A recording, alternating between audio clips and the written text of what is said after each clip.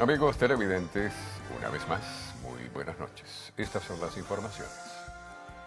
Ante las dificultades que plantea el año 2017 para Venezuela, el cardenal Jorge Urosa Sabino pidió a los venezolanos no perder las esperanzas y abrir sus corazones a Dios.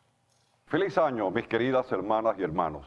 Aún en medio de grandes dificultades, nosotros podemos tener esperanza en tener un año feliz, porque sabemos que Dios nos ama y el niño Jesús es Dios con nosotros para abrirnos el camino hacia la felicidad.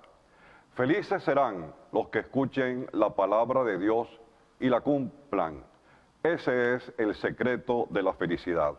Abramos nuestro corazón al Señor, escuchemos y cumplamos su palabra y vivamos un año bueno.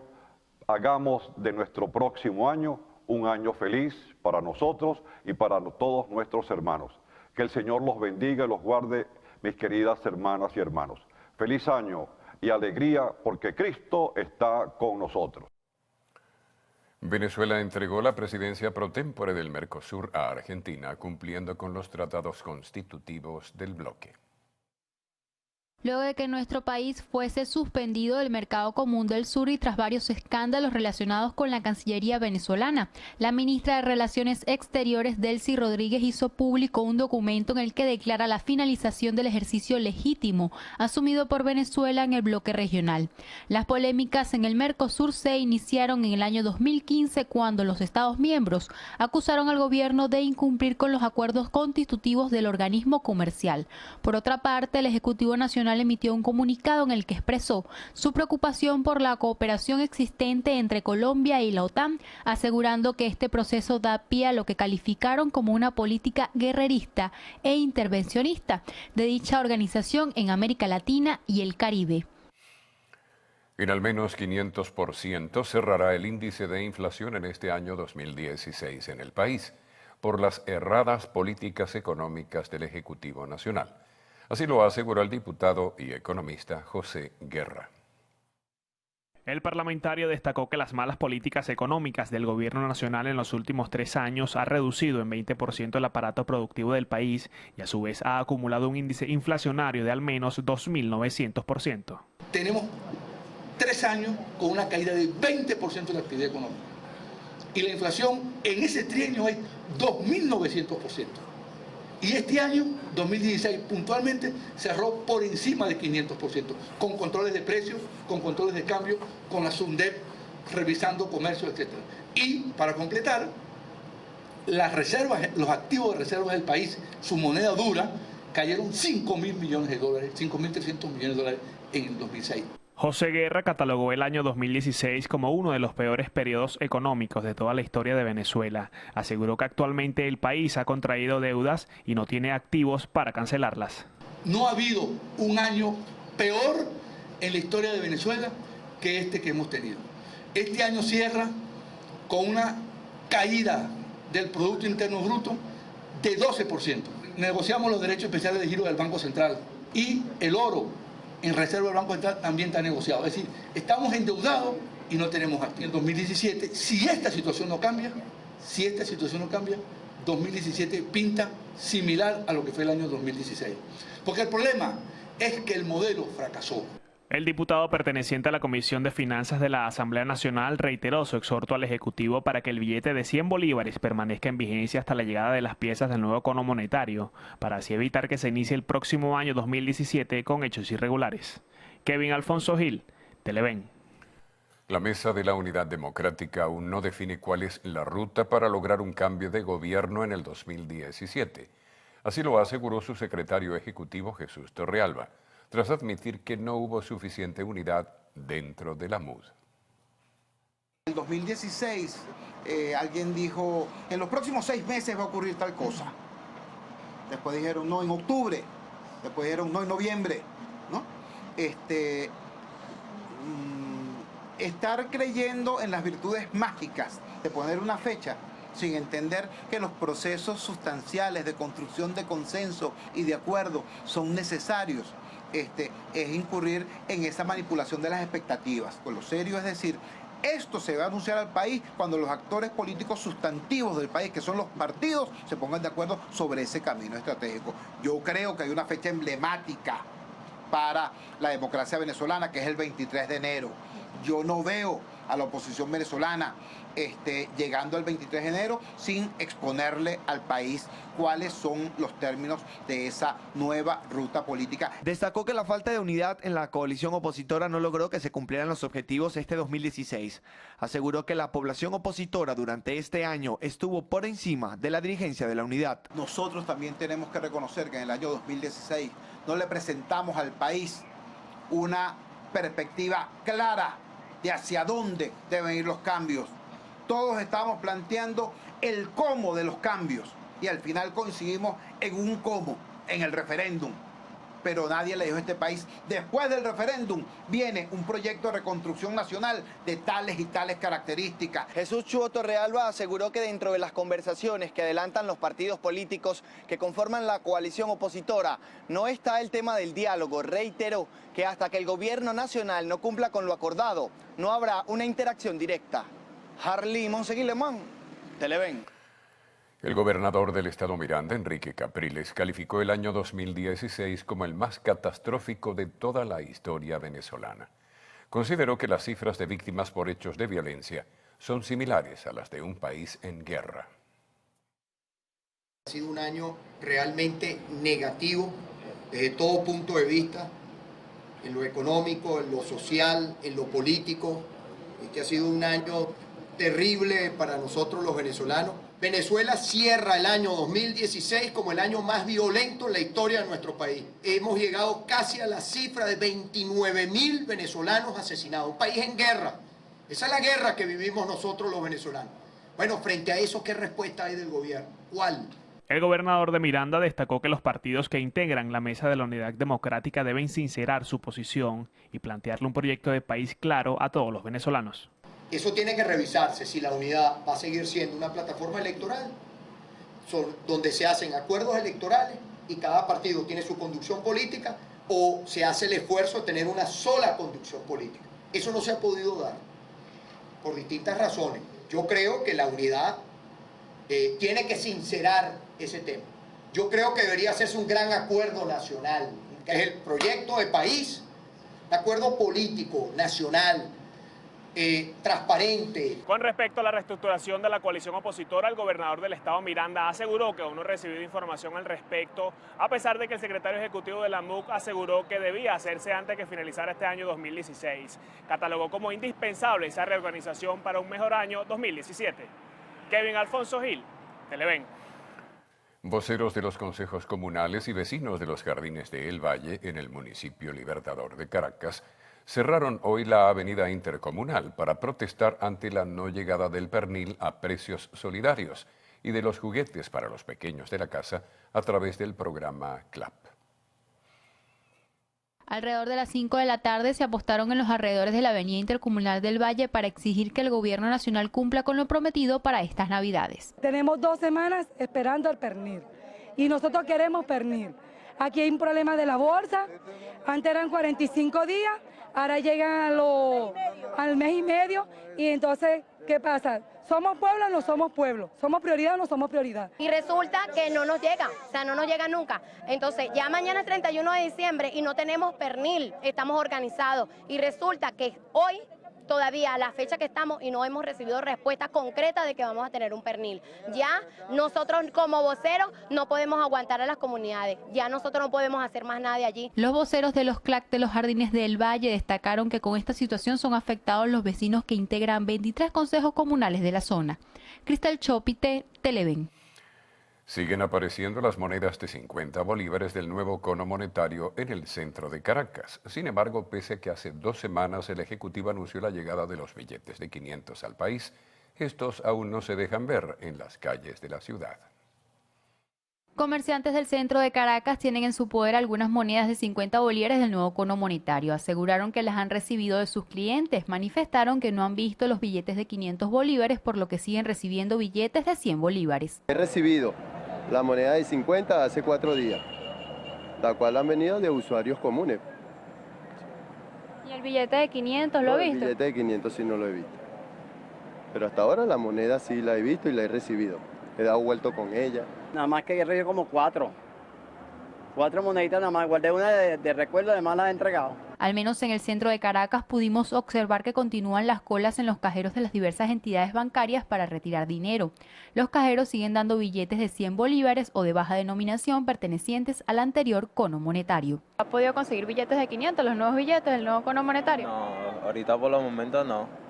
He sacado puro billete de 100. Tanto comerciantes como personas en general esperan que pronto comience a circular el nuevo billete de 500 bolívares o que el gobierno nacional extienda por tercera vez la vigencia del viejo billete de 100 bolívares. Cristal Chopite, Televen. En materia de sucesos, luego de permanecer casi 2 semanas en terapia intensiva, falleció el economista y banquero Celso Serna Branger, quien fue atacado por sujetos dentro de su vivienda en la urbanización San Román. Los antisociales tocaron el timbre de la residencia de Branger y al atender el llamado fue sometido junto a su hija. Acto seguido, los delincuentes atacaron al economista con objetos punzopenetrantes en la cara y la cabeza, mientras que su hija solo sufrió lesiones graves. Seguidamente amordazaron y torturaron a las víctimas. Los atacantes lograron sustraer laptops, relojes, dinero en efectivo y en moneda extranjera. Los homicidas del economista aún no han sido identificados. Un trabajador del Banco Central de Venezuela fue asesinado en la puerta de su vivienda en la parroquia La Vega, aquí en Caracas. El joven, identificado como Windermer Serrano, de 30 años, estaba llegando a su casa ubicada específicamente en la calle Independencia de La Vega, cuando 2 hombres vestidos de negro con cascos integrales y una motocicleta de alta cilindrada le dispararon sin mediar palabras. Los familiares, al escuchar los disparos, salieron de la vivienda y encontraron el cuerpo del joven tendido. Lo trasladaron al Hospital Pérez Carreño y minutos antes de llegar, falleció. Los parientes prefirieron no hablar ante las cámaras, sin embargo aseguraron que Windermer no tenía problemas. La víctima se desempeñaba en el Departamento de Servicios Generales del Banco Central de Venezuela. Deja huérfana a una menor de 6 años. Se pudo conocer que hasta este viernes 30 de diciembre la morgue de Bellomonte ha recibido más de 5.700 cadáveres por hechos violentos solo en Caracas. Harley Monseguilamán, Televen. Hacemos nuestra primera pausa para publicidad. Al regreso, más información.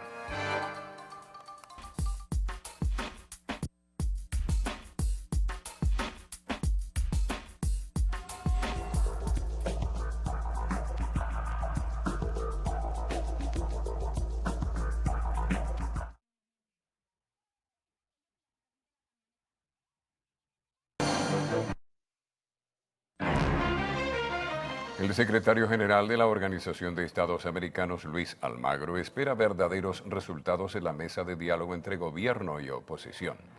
Asimismo, al referirse a la crisis que atraviesa Venezuela, Almagro pidió que las soluciones sean concretas en el país antes de continuar con el proceso de activación de la Carta Democrática. La viuda del embajador griego en Brasil, Kyriakos Samiridis, confesó a la policía haber participado en el asesinato de su marido, encontrado en Río de Janeiro. El cuerpo de la víctima fue incinerado y abandonado debajo de un puente en la ciudad de Río. El presidente ruso Vladimir Putin aseguró hoy que no va a expulsar a nadie en respuesta a las sanciones anunciadas por Estados Unidos contra Moscú, al que acusa de injerencia en las pasadas elecciones presidenciales. Hacemos otra pausa en la emisión estelar de El Noticiero. Al regreso haremos un recuento de lo que fue noticia durante este 2016. Los hechos más resaltantes en materia nacional, sucesos e internacional. Ya volvemos.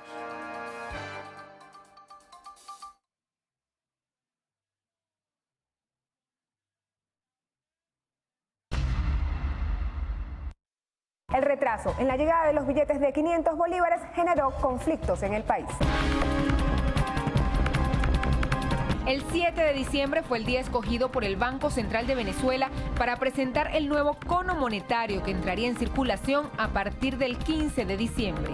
El presidente del ente emisor, Nelson Merentes, ofreció detalles de 6 billetes y 3 monedas que sustituyen a la familia de billetes que oscila entre 2 y 100 bolívares. El lado izquierdo, así visto de frente en la figura, que aparece ahí de nuestro Francisco de Miranda, por el lado, así de frente, el lado izquierdo, usted con el dedo, de forma de tacto, usted puede ver, ahí van a ver unos circulitos, y esos circulitos le van a decir cuál es la valorización del billete correspondiente que tiene en la mano. El presidente del Banco Central de Venezuela informó que los billetes de 5, 10, 20, 50 y 100 bolívares continuarían en circulación hasta que el ente emisor los retirara del mercado por deterioro. Sin embargo, a la semana siguiente, el 11 de diciembre, el presidente Nicolás Maduro ordenó sacar de circulación los billetes de 100 bolívares, alegando la extracción masiva y reiterada de papel moneda venezolano a través de Colombia. He decidido sacar de circulación los billetes de 100 bolívares en las próximas 72 horas y dar un plazo prudente para que quienes posean billetes de 100 bolívares lo declaren ante la banca pública y ante el Banco Central de Venezuela. Durante 3 días, el sistema financiero colapsó ante la entrega de los billetes y posteriormente las colas se mudaron a las sedes del Banco Central, donde se realizaría el canje. Pero ante la ausencia del billete de 500 bolívares, los ciudadanos solo pudieron depositar. En al menos 3 estados del país, esta situación generó fuertes protestas, siendo Ciudad Bolívar la localidad más afectada tras 72 horas de actos vandálicos. 600 comercios destruidos y 3 personas muertas fue el saldo que se conoció como consecuencia de los actos vandálicos en diferentes estados. El escenario político estuvo enmarcado por la incertidumbre y la confrontación la mayor parte del año, una vez que se lograra la instalación de una nueva Asamblea Nacional el 5 de enero con mayoría opositora. 112 de los 163 diputados adversan al gobierno del presidente Nicolás Maduro. La directiva estuvo encabezada por Henry Ramos Ayub, quien en un balance aseguró que durante este año el Parlamento tramitó 60 leyes, de las cuales 17 fueron sancionadas, una sola publicada en Gaceta Oficial, 8 declaradas inconstitucionales y otras 8 están esperando la sanción del Ejecutivo. De las primeras acciones que crearon roces entre el Parlamento, el Ejecutivo y el oficialismo fue el retiro de los cuadros del expresidente Hugo Chávez y la versión digital de la imagen del libertador Simón Bolívar de la sede del Palacio Federal Legislativo. No quiero ver un cuadro aquí que no sea el retrato clásico del libertador. Y yo quiero repudiar a nombre de todo el pueblo venezolano este ultraje horroroso del diputado Ramos Ayub y de toda la derecha venezolana contra la memoria de Simón Bolívar. Desde el Congreso Constituyente de 1811 hasta este momento, nadie había colocado aquí una imagen de un presidente vivo ni de un presidente muerto. Ni siquiera José Tadeo Moraga, que fusiló al Congreso el 24 de enero de 1848, se atrevió a poner aquí una imagen de él. Aquí imágenes ni de presidentes vivos ni de presidentes muertos. El bloqueo de las leyes y la anulación de actuaciones de la Asamblea Nacional por parte de la máxima corte del país reflejó el conflicto entre poderes. Fueron cerca de 40 las sentencias contra el Poder Legislativo. Uno de los casos que aún hoy no ha obtenido respuesta, aunque debía resolverse en 15 días, es la impugnación contra los diputados electos por el Estado Amazonas y el representante indígena de la región sur, por supuesta compra de votos en la entidad. A pesar de esta medida, el 7 de enero fueron juramentados los 3 diputados de la oposición, quienes criticaron la sentencia de la máxima corte por considerar que viola los derechos de los pueblos originarios. Aquí nosotros tenemos nuestra credencial que nos acredita como diputado al Parlamento Nacional. Esta credencial nos la entregó el Consejo Nacional Electoral el 8 de diciembre.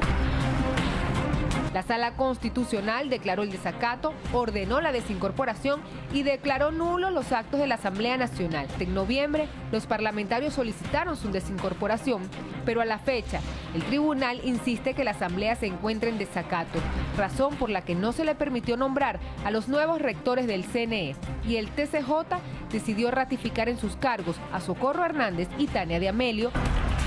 Otras sentencias del Tribunal Supremo que afectaron el funcionamiento del Parlamento fue la validación de los 3 decretos de emergencia económica solicitados por el Ejecutivo, además de sus respectivas prórrogas. En cuanto a la función contralora, la sentencia número 9 eliminó facultades para las interpelaciones, limitando el control de la Asamblea al Poder Ejecutivo, señalando que el Parlamento no podrá revisar actuaciones del Poder Judicial, ciudadano o electoral, ni el Poder Público estatal ni municipal. Tampoco podrá revisar o dejar sin efecto la designación de los magistrados y magistradas del Tribunal Supremo de Justicia. Basado en el desacato, el presidente solicitó en octubre una aclaratoria sobre el procedimiento a seguir para la presentación y aprobación del proyecto de ley de presupuesto 2017. Yo tengo entre mis facultades el decreto de emergencia económica y puedo decretar su aprobación por la vía del decreto que me da facultades extraordinarias para que en el país nada se detenga en medio de estas circunstancias. En materia económica y social, el Poder Legislativo sancionó la ley del bono para alimentos y medicinas a pensionados y jubilados, que aunque fue firmada por el presidente de la República, el TCJ condicionó su aplicación a la viabilidad económica. El Parlamento también aprobó la ley especial para atender la crisis nacional de salud y declaró la emergencia alimentaria. Ambas fueron desconocidas por el Ejecutivo. Y para la activación del cambio político en el país, la oposición aprobó en primera discusión una enmienda constitucional para reducir el periodo presidencial de 6 a 4 años y eliminar la reelección indefinida, pero fue frenada por el Tribunal Supremo, ente que también suspendió el proceso de activación del referendo revocatorio que fue solicitado al CNE por la oposición en el mes de abril. Para ello se recogieron 1.850.000 firmas que certificaron a la MUD como promotor del proceso. Dado que las rúbricas se consignaron en mayo, esperaban recabar el 20% y celebrar el revocatorio entre septiembre y octubre, pero el CNE decidió abrir un proceso de validación, además de ampliar los lapsos de cada proceso. Las planillas digitalizadas fueron 200.192. De los registros digitados fueron 1.957.779, de las cuales 1.352.052 cumplió con todos los criterios establecidos en la norma. Y a días de activar las jornadas para el revocatorio, el Tribunal Supremo de Justicia ordenó la suspensión del proceso por supuestas irregularidades en la recolección del 1%. Ante este panorama, el Parlamento solicitó a la Organización de Estados Americanos la activación de la Carta Democrática Interamericana por considerar que existe ruptura del hilo constitucional. En octubre, el Parlamento inició un proceso de responsabilidad política contra el presidente Nicolás Maduro por la crisis económica y social que atraviesa el país. El día en que inició el debate, el Palacio Federal Legislativo fue rodeado por militantes del partido de gobierno. Más de un centenar de personas ingresaron de forma violenta. Esos no son grupos que operan espontáneamente. Creo que quienes los movieron le hicieron un enorme disfavor al propio gobierno que creen que están defendiendo. Y aunque el proceso de declaración de responsabilidad política contra el jefe de Estado se suspendió por solicitud del Vaticano para facilitar la mesa de diálogo, fue retomado y aprobado en el mes de diciembre ante el incumplimiento por parte del gobierno de las condiciones de la mesa de diálogo. El enviado especial del Vaticano, Claudio María Schelli, manifestó en el acto de instalación de la mesa de diálogo que los pueblos no pueden lograr la paz con violencia. Debemos decir que de un lado hay muchas personas que consideran el camino del diálogo como la única vía para recorrer y la comunidad internacional ha expresado un consentimiento casi unánime en el sostener el diálogo como único camino para Venezuela. Compromiso total y absoluto, como ustedes lo saben. Y a la MUD le tiendo la mano.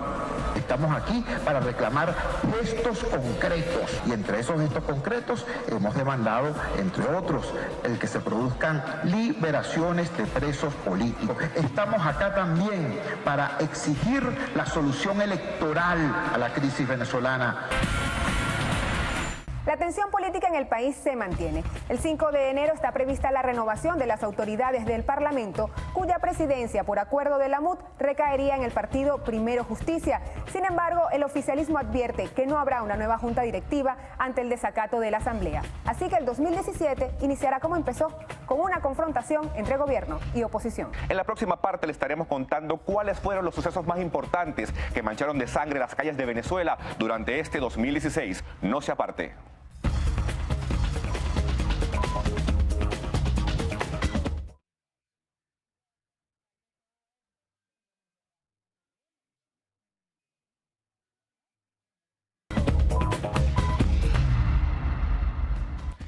Casi 6.000 cadáveres fueron ingresados durante este año solamente a la morgue de Bellomonte. Aún es casi imposible poder tener acceso a las cifras oficiales y a la categorización de las muertes.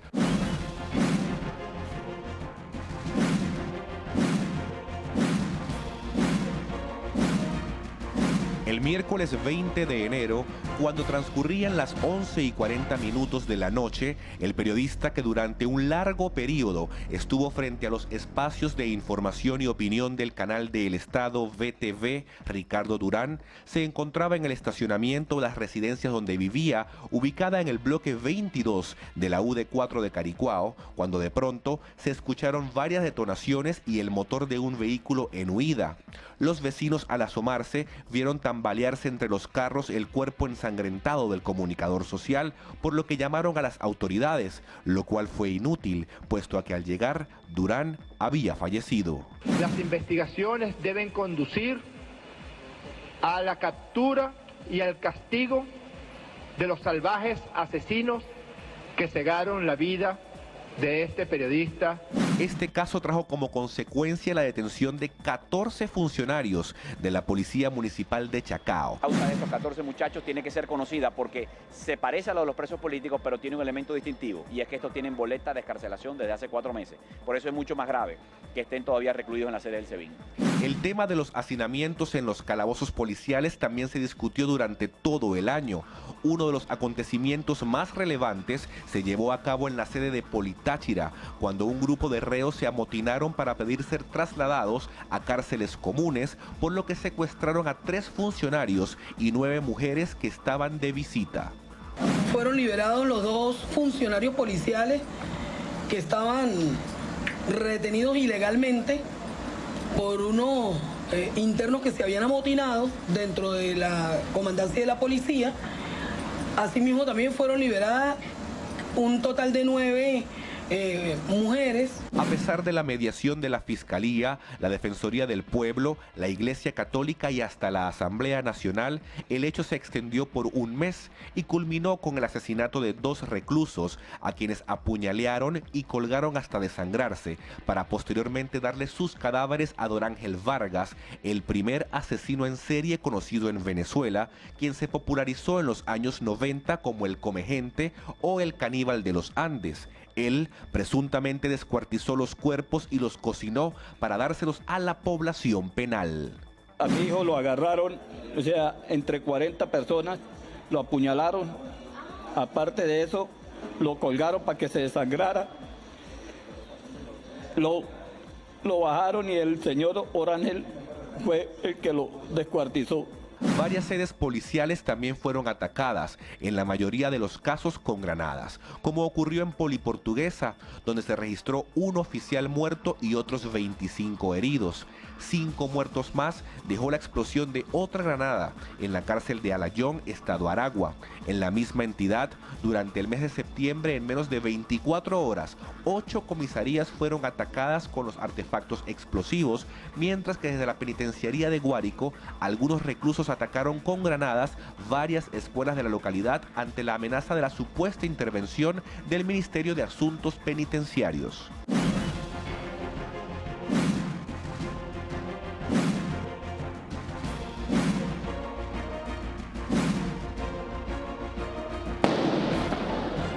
El escándalo se agudizó en enero cuando Teófilo Carzola Rodríguez, alias El Conejo, fue asesinado cuando salía de una fiesta en una discoteca de Por la Mar, la cual estaba siendo animada por la popular Rosita. Los reclusos de la cárcel de la isla subieron con armas largas a la platabanda del penal y comenzaron a disparar al aire en símbolo de duelo. La imagen de inmediato dio la vuelta al mundo. El criminal más buscado del país fue dado de baja el 3 de mayo, luego de años de búsqueda por parte de las fuerzas de seguridad del Estado. Cayó abatido José Antonio Tobar Colina, conocido como El Picure, y otros 3 miembros de esta banda, luego de enfrentarse con Fuerza de Acciones Especiales de la Guardia Nacional Bolivariana, apoyadas por comisiones de las Fuerzas de Seguridad del Estado. Otro de los criminales más buscados en el país fue el Lucifer, cuyo verdadero nombre era Osvaldo Oropesa. El Lucifer fue el responsable de ordenar que se impusiera por la fuerza un toque de queda en los sectores de la Cota 905, el cementerio y sus adyacencias a partir de las 6 de la tarde. La Policía Nacional realizó un operativo de seguridad haciéndole seguimiento hasta que finalmente en un hotel de los Altos Mirandinos dieron con la pista del criminal y luego de enfrentarse contra él pusieron fin a la vida del antisocial. Las investigaciones han determinado que alias Lucifer, junto a miembros de su organización criminal, tenían pretensiones de atacar a líderes políticos y cuadros intermedios de la Revolución Bolivariana. Hamilton Andrés Ullosa Sánchez, alias El Topo, fue otro de los criminales que escribió una página sangrienta en este 2016. El delincuente fue abatido en Nuevo Callao, estado Bolívar, luego de estar vinculado como uno de los responsables del asesinato de 28 mineros en la entidad guayanesa. Este caso fue conocido públicamente como la masacre de Tumeremo. Los 33 familiares con los cuales pudimos hablar representan a 17 desaparecidos, 15 varones, 15 de sexo masculino y 2 de sexo femenino. Por estos hechos, familiares de las víctimas y autoridades políticas denunciaron que hubo participación de funcionarios de la fuerza pública, como el SEBIN, el 6CPC y la Guardia Nacional. Esta no fue la única vez en la que los uniformados se vieron involucrados en casos de este tipo, pues uno de los hechos más sangrientos con los que cerró el 2016 fue la masacre de Barlovento, cuando en el mes de octubre se registrara la desaparición de varias personas en esa entidad, en su mayoría jóvenes campesinos.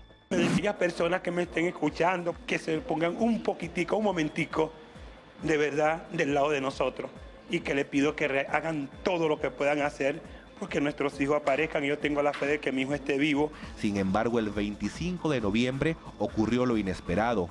El 6CPC, luego de una ardua investigación, descubrió 2 fosas comunes en Barlovento, en cuyo interior yacían los cadáveres de los 12 jóvenes que habían sido raptados.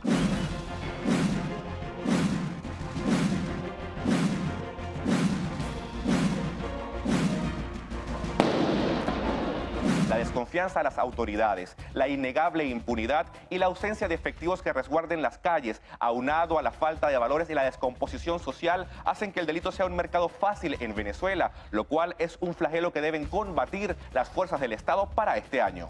La izada de una bandera prohibida por más de 40 años en La Habana, la muerte del mandatario que duró más tiempo en el poder en la isla de Cuba, el dolor causado por el terrorismo, el triunfo de la antipolítica en Colombia, el insólito escape de uno de los reos más custodiados del mundo y su posterior captura, y un accidente aéreo que cambió el grito de gol por oraciones y lágrimas, son algunos de los hechos internacionales que acapararon los principales titulares de la prensa este 2016. De eso estaremos hablando en la próxima parte.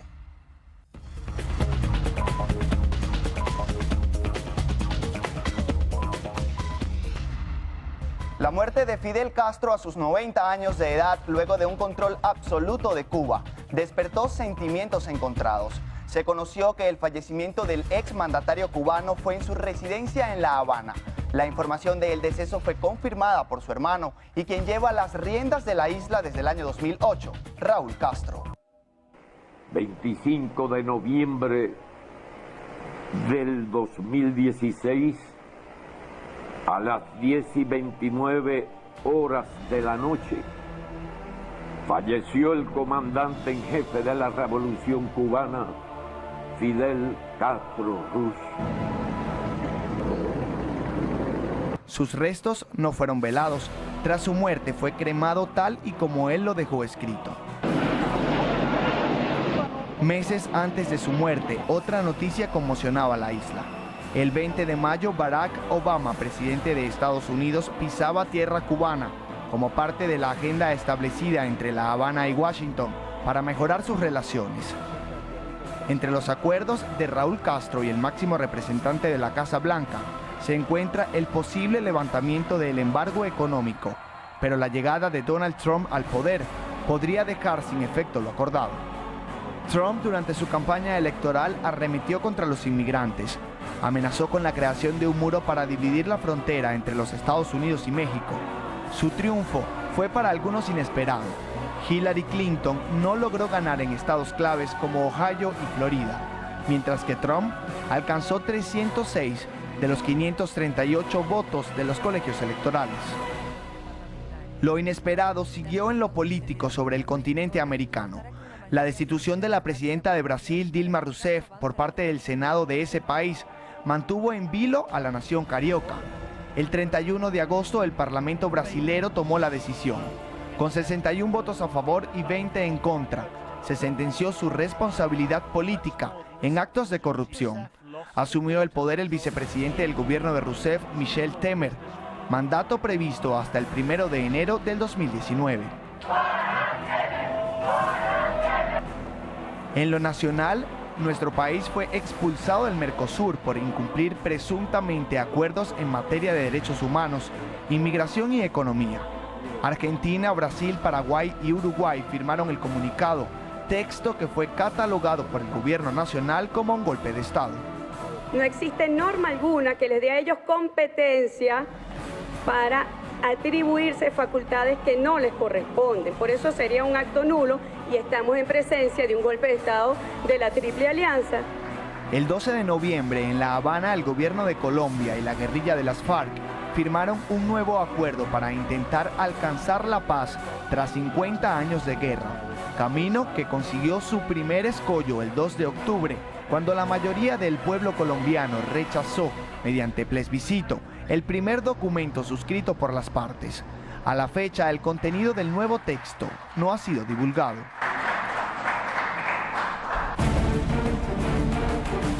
A mediados de julio, los ojos del mundo observaban a Turquía.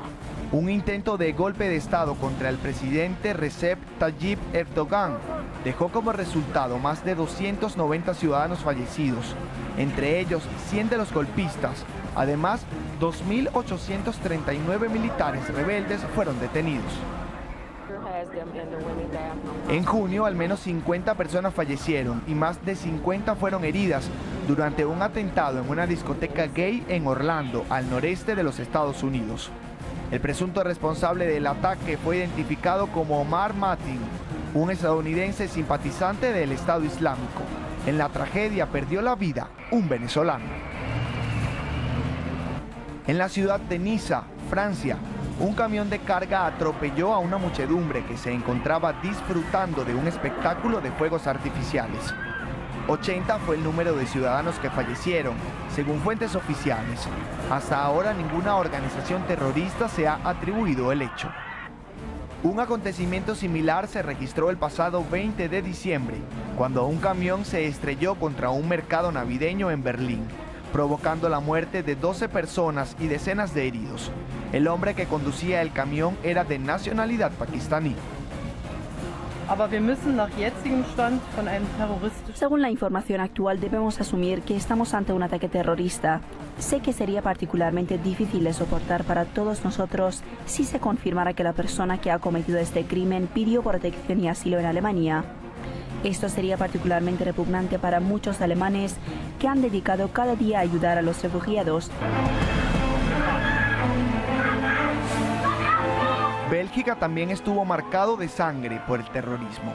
Por lo menos 30 personas perdieron la vida luego de una cadena de ataques en el aeropuerto y en el metro de Bruselas. Las investigaciones direccionan como responsable a la organización terrorista Estado Islámico. En Turquía, más de 41 personas murieron y 239 resultaron heridas en un ataque al aeropuerto internacional de Atatürk de Estambul. Este fue el último de los actos que tanto los yihadistas del Estado Islámico como los nacionalistas kurdos han provocado, dejando más de 250 muertos este último año. Turquía no dejó de ser noticia. El lunes 19 de diciembre fue asesinado el embajador de Rusia, Andrei Karlov. Al parecer, el asesino aseguró antes de disparar que su acto era una venganza en nombre de la ciudad de Alepo.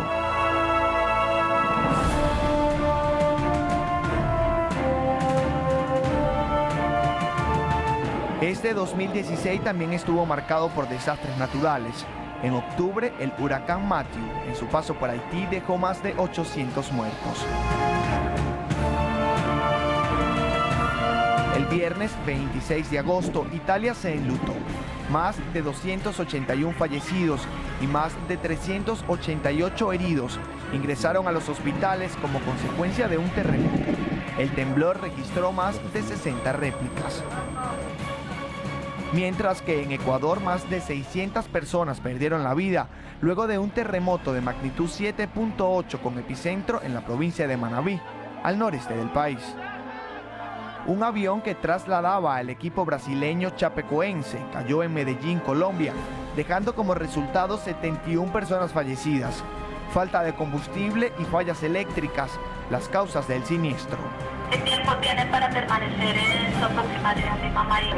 Con emergencia de combustible, señorita, por eso le pido de una vez por su final. Vectores, señorita, vectores a la pista. 66 muertos fue el resultado de otro accidente aéreo que se registró en el mar Mediterráneo el pasado mes de mayo. El vuelo provenía de París y su destino final era El Cairo, en Egipto.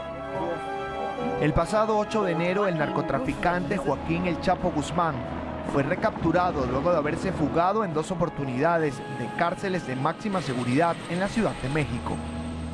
La Cancillería mexicana anunció el viernes 14 de octubre que se encuentran esperando para extraditar al narcotraficante Joaquín El Chapo Guzmán a Estados Unidos. Posiblemente el traslado se efectúe el primer trimestre del año 2017, donde también se espera su condena.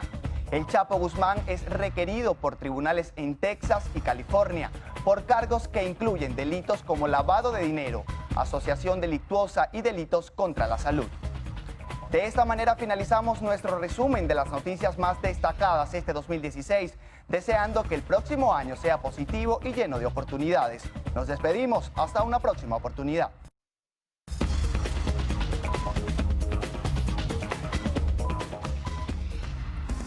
Amigos, así llegamos al final de la última emisión del noticiero por este año. El equipo de prensa de Televen les desea paz, prosperidad y un 2017 lleno de armonía, esperanza y ganas de seguir adelante a pesar de las dificultades. 12 meses para compartir, reflexionar y dar lo mejor de nosotros. Queremos expresar nuestro profundo agradecimiento por la sintonía que cada uno de ustedes nos regala y que nos hace ser la referencia en cuanto a información. Porque nuestro deber es informar, opinar es su derecho. ¡Feliz año 2017!